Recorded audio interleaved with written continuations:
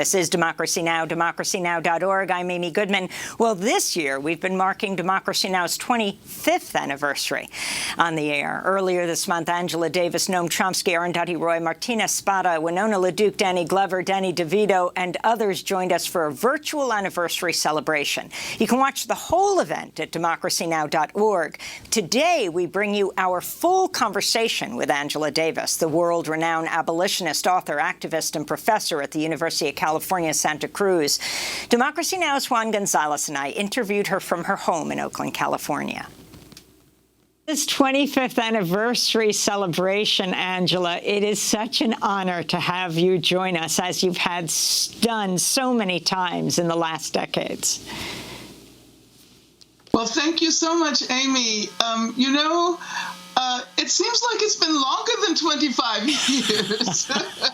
It seems like Democracy Now! Has always been there, but I think I may also be thinking about I.F. Stone's newsletter and some, other progressive media in your lineage.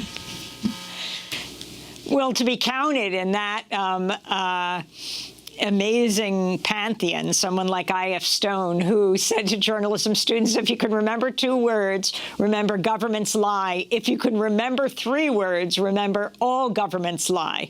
It would be an honor for us to be counted together with I.F. Stone. Well, thank you so much for your work over the years. I was just reflecting on the fact that when no one else would cover Mumia Abu-Jamal, we were able to hear his voice on Democracy Now! And when no one else was thinking about Assata Shakur and the demonization of Assata Shakur, Amy, you and Juan and your colleagues were covering her case. So thank you so much. I don't know what we would have been able to do in our efforts to push for radical social change if Democracy Now! Had not been there. Well, Angela, I wanted to ask you, when we first spoke on Democracy Now! About abolishing the prison industrial complex, that was back in 2010. And you said then that, quote, prison abolition is about building a new world. Here we are more than a decade later. The abolition movement has drawn more attention. What is key to understand about how this movement can continue to grow? Well, let's remember that the abolition movement has a very long genealogy. We can go back to the 1970s and the Attica Brothers uprising, the people in prison there who rose up against the horrendous conditions also called for prison abolition. Okay. This was perhaps the first time that there was this public display of a way to address the prison system that was not couched in the ideology of reform. I am absolutely surprised that abolition has entered into public discourse during this period. To tell the truth, many of my comrades and I assume that it would be decades and decades, perhaps 50 years from now, people would finally begin to understand that we cannot keep attempting to reform the police or reform the prisons. Reform is actually the glue that has held these institutions together over the years. But it's so exciting now to see young people especially talking about building a new world, recognizing that it's not about punishing this person and that person. It's about creating a new framework so that we do not have to depend on institutions like the police and prisons for safety and security. We can learn how to depend on education and healthcare and mental health care and recreation and all of the things that human beings need in order to flourish. That is true security, true safety.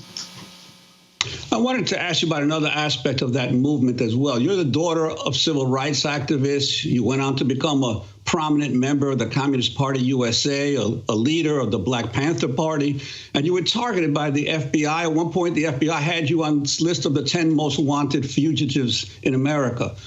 Yet today, some of the loudest voices within the young radical resurgence in America, especially on the college campuses and in middle-class intellectual circles, are openly dismissive or simply ignorant of the most vital lessons of the Panther Party, the Young Lords, and figures like Malcolm X, you, and W.B. Du Bois, who all urged the need not only to battle systemic racism, but also to strive for the solidarity of oppressed people of all races, for unity of workers against imperialism.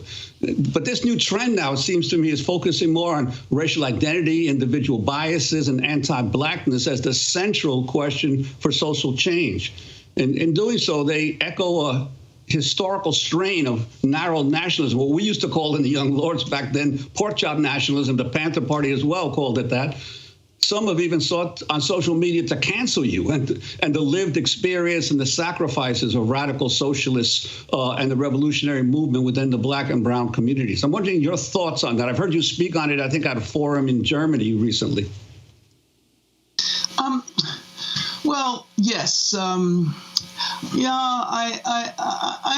very disappointed that we don't have a more capacious public understanding of what it means to stand up against racism. Racism is the very foundation of this country, based on colonialism and slavery.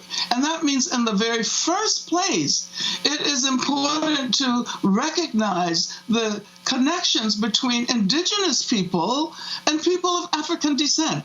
It is not possible to tell the story of people of African descent in the Americas without also telling the story of indigenous people. I think that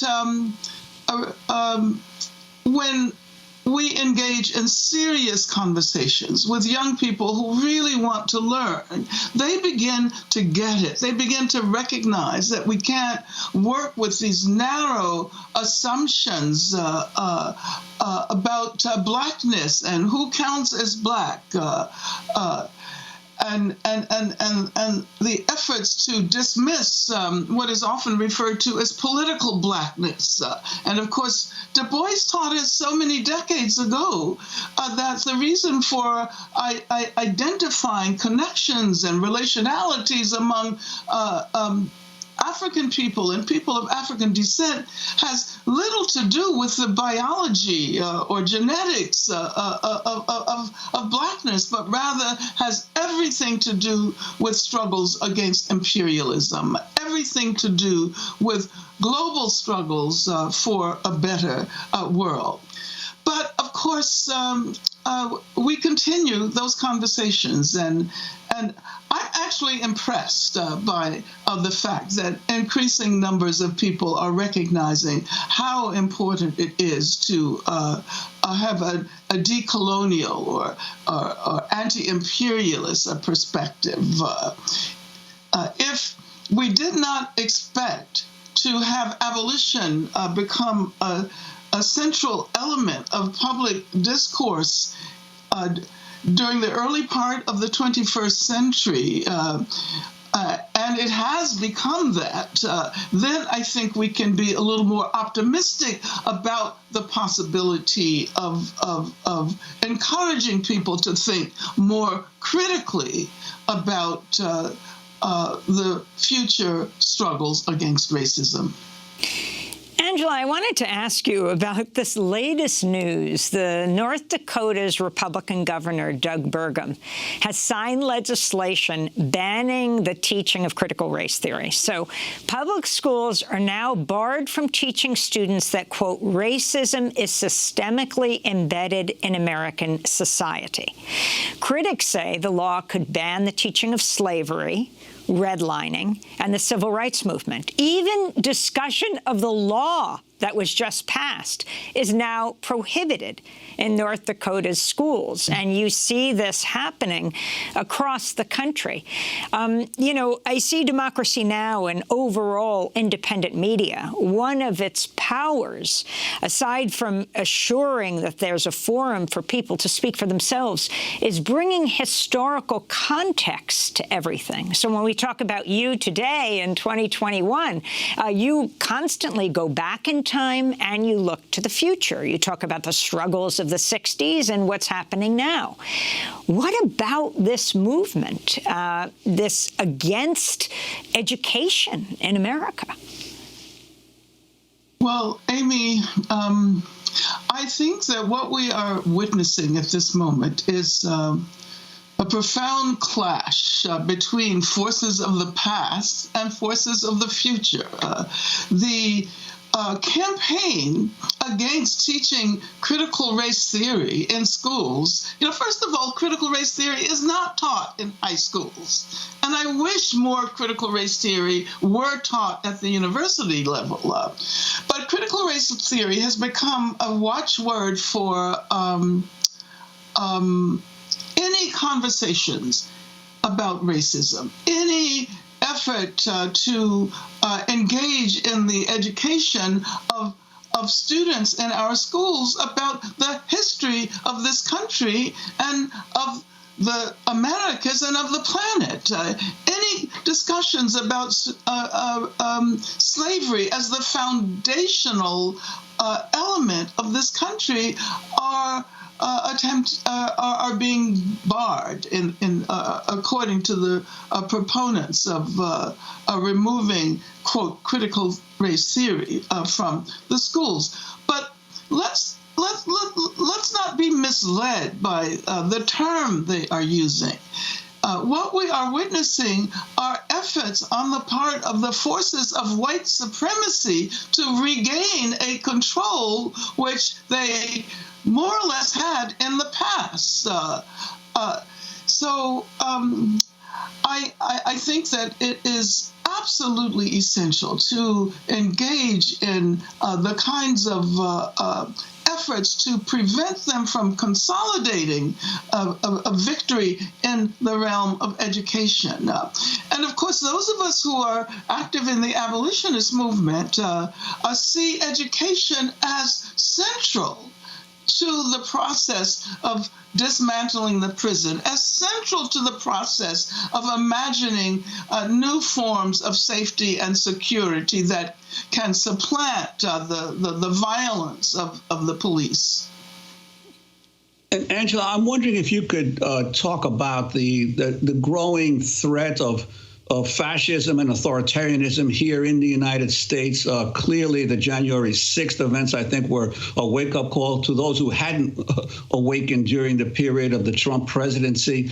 But the signs, not only in the United States, but in much of Western Europe, are that the right-wing fascist and right-wing populist movements and fascist movements keep growing. Your sense of how progressives and radicals can unite to beat back this tide here in the United States? Well, of course, fortunately, we did manage to evict fascism from the White House. But I think that people are often a little too short-sighted and assume that by evicting the forces of fascism from the White House, that we had consolidated a victory. No, this is simply a skirmish, as Gramsci might point out, that we need to continue the effort to challenge fascism that, of course, relies on racism in this country and white supremacy as the ways in which it expresses itself. There's Brazil, of course, and we see continuing efforts to challenge, what the terrible forces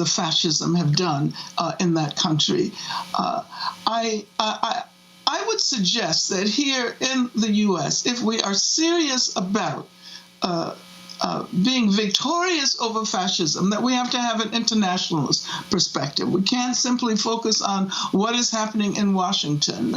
We can't simply focus only on our domestic issues. We have to have a greater understanding of what is happening in Brazil, in the Philippines, in South Africa, in Palestine,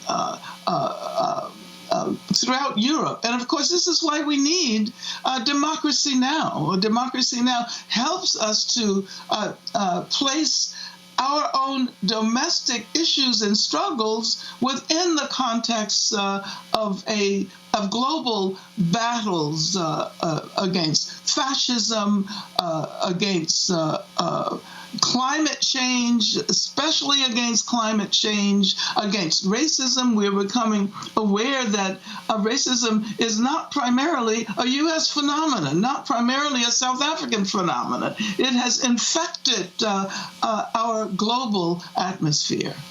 You know, you mentioned Palestine, Angela, and in 2019, you were very excited when the Birmingham Civil Rights Institute announced that you were going to get the Fred Shuttlesworth Human Rights Award. I mean, you come from Birmingham, and you are returning home, and it was going to be this big celebration.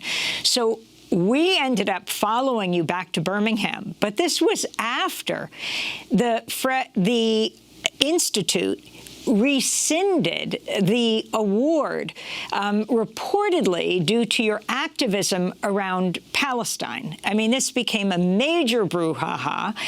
In the end, thousands of people, and we covered this whole journey you took, came out to the convention center to hear you speak, to show their support. The Institute was disgraced. People resigned from the board. Ultimately, they reversed their decision. And you did get the Fred Shuttlesworth Award. I mean, it was an amazing series of months, what happened.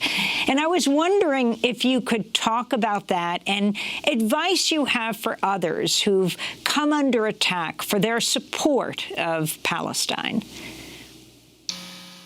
Well, yeah, Amy, that was actually an incredible experience, and I'm so excited now about the attention that Palestine has garnered in a place like Birmingham, Alabama. So many of the people who became involved in the effort to contest the decision of the board of the Birmingham Civil Rights Institute were not necessarily familiar with the struggles in Palestine, but in the process of recognizing that everyone deserves the attention of human rights activists. One cannot be in favor of human rights with the exclusion of certain communities or certain struggles or certain countries. And so I'm excited to recognize now that people who were not necessarily involved in the campaign for justice in Palestine have joined that movement.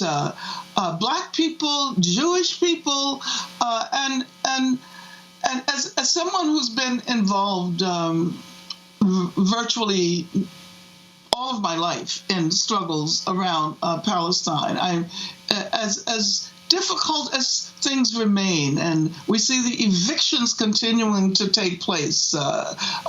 We see efforts to consolidate the rule of the Zionists, both there, both in the region and throughout the world. But at the same time, there is, I think, more hope than we have experienced ever in the struggle for justice for Palestine. More people who are involved. And so at first, I was so disappointed when I discovered that they were rescinding that award. But now, I think in many ways that was a gift, because that generated conversation, and it generated renewed a reflection, collective reflection on the absolute importance of focusing on justice for Palestine.